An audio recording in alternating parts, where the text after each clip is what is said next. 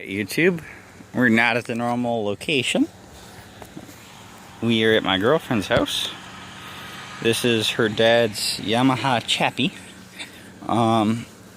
It was given to me by him.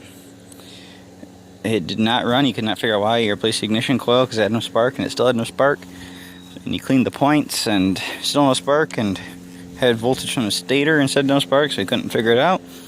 So I got my hands on it and I ohmed out the stator. It was about 2 ohms, which is about right. That's probably not the problem. So I kicked it over and watched the voltage, and I got like 40 volts off the stator. So I'm like, oh, okay. And so I put my voltmeter onto the ignition side, where the wire that goes into the coil, and I was getting 10 volts. So somewhere I was losing voltage. So I'm searching. This took like 2 hours to figure out. I was searching through this thing, ohming out all my points. Everything had less than 2 ohms, which is acceptable. 2 ohms is about the most you want to have at each connection. Points said 0.1 ohms, which is, very, very little. But come to find out, I put a test light across the points, and it won't light the test light when I had a battery hooked up to it.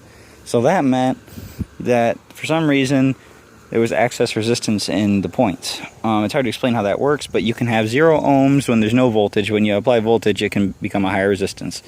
Hard to explain if you don't understand electrical, but that's what the problem was. So I scrubbed the crap out of the points with some really fine sandpaper and filed them way down. Just went through them really hard and got it to the point where it would light the test light. So I still got to put a new headlight in it. I took that out a long time ago, maybe like a year ago when I first worked on it. I needed it for another project, but let's see here. I don't have a battery on it. I have to put the intake tube back on yet, and the covers and all, but I have everything for it, including the title. But if you watch here, I'll turn the key on. This does not need a battery to run because the stator is a separate system.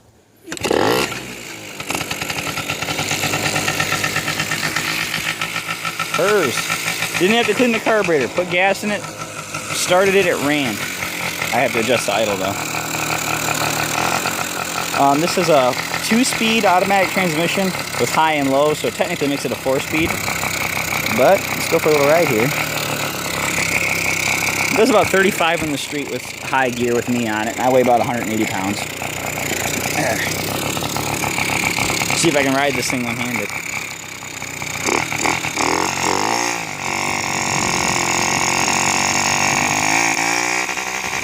You're going to hear it shift in a second. There it went. That was it shifting in the second gear.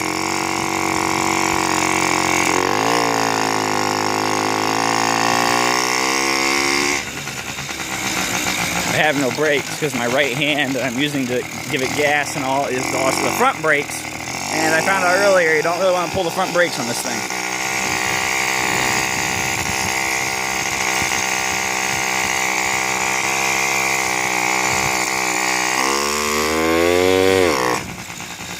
There it shifted. That lurch was it shifting. It about wheelied up just now. It's a 72cc engine. They call them LB80. But it's got a lot of spunk for what it is. It's geared just right. You go 35 and still have plenty of power. I guess the engine's rated at 700 horsepower at 3,400 RPM from what I found online. Finding a wiring diagram for this thing was like impossible though, so basically everything I worked on I had to figure it out, which isn't too hard on this because it's a non-electronic ignition. It's all points, so it wasn't too hard to figure out. But that's it. It's 2-stroke oil injected, and the oil injector does still work, so that's good. It had 701 miles on it, and that's when it was parked because it lost spark. And well, it's back alive again. So yeah, I grabbed myself some fun.